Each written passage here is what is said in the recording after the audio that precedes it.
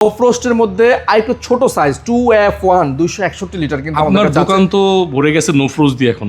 ভাই no frost ফ্রিজের খুবই চাহিদা, অনেক শোরুমে নো ফ্রস্ট ফ্রিজ রাখে না ভাই।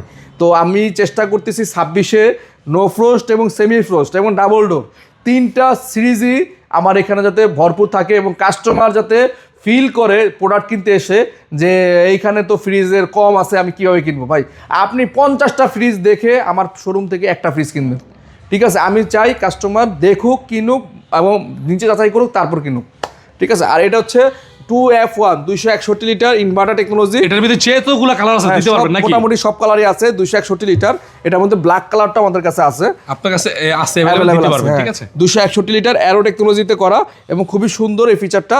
এই বল প্রিন্টের কালারটা অনেকেই খুব পছন্দ করেছেন।